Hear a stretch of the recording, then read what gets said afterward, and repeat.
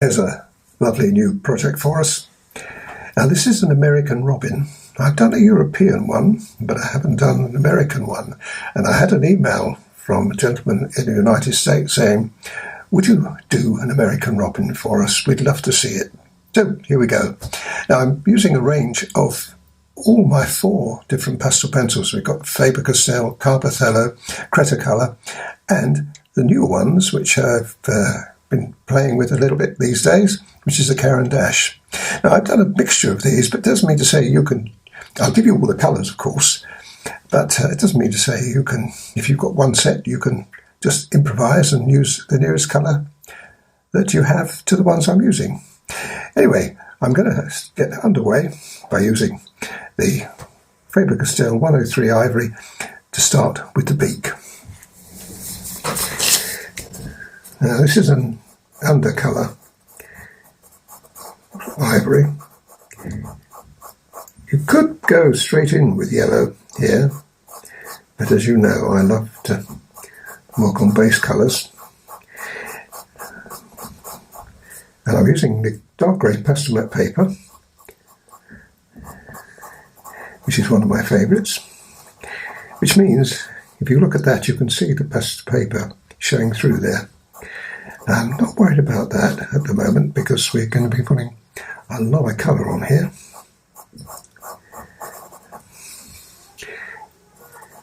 I think that's as far as I want to go for the moment.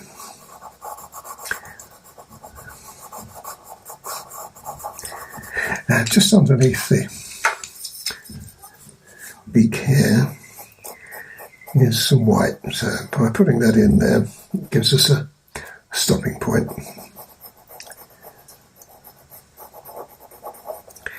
There's also a little grey, so I might as well put it all in. Now I'll be giving you these colours, but as I said before, you don't have to particularly use the colours I'm using, as long as you use something similar. And now we need to put some yellow on. Now, you could argue, and I'm sure many of you will, say, why don't you just put the yellow on? It's a nice bright colour. Well, the reason is, that by putting an ivory underneath, you brighten the yellow up. It makes it more vibrant.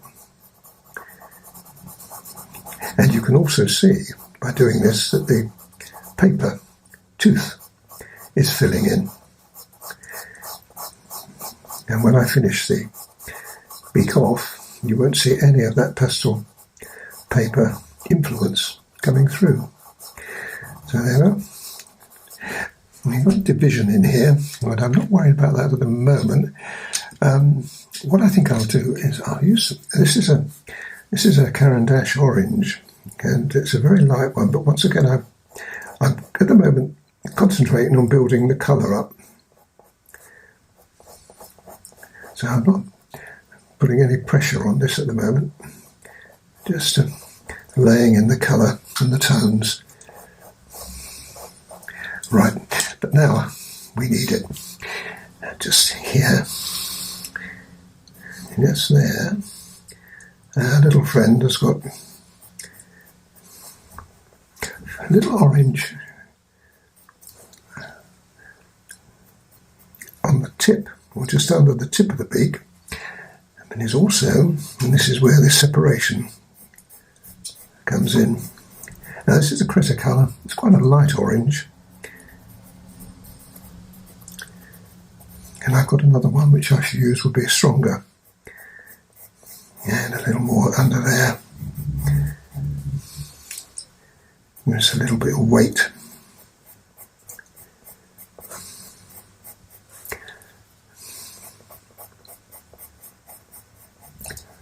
Right, now I'm now going to put some white on because I need it to be a little brighter on the top.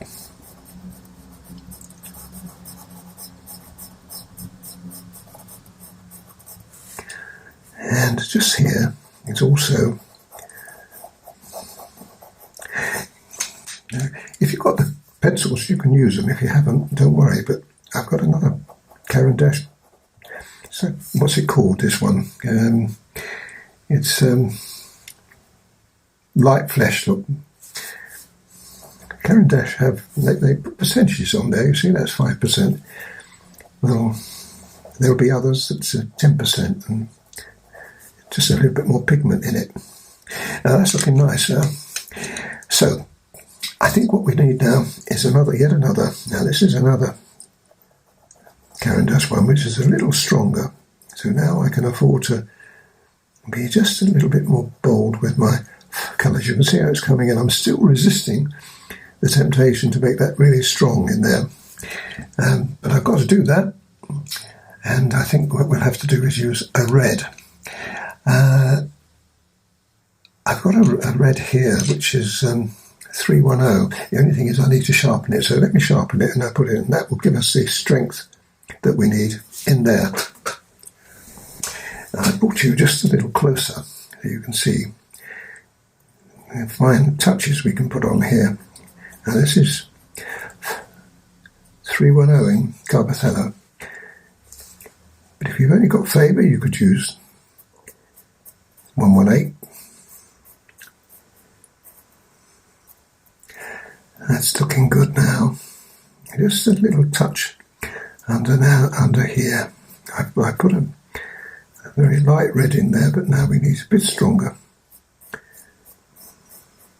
Yes, a spot there. That's nice. And I think we'll come back with a little bit of more yellow.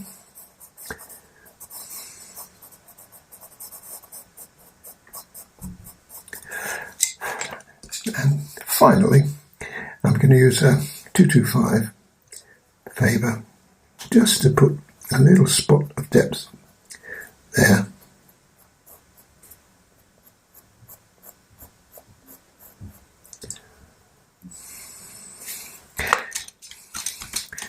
Now the beak would stretch further in, but there's no, on the picture it doesn't indicate that, but nonetheless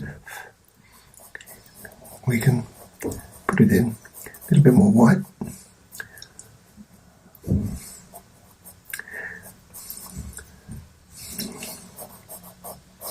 Lovely. Now see how pretty that is.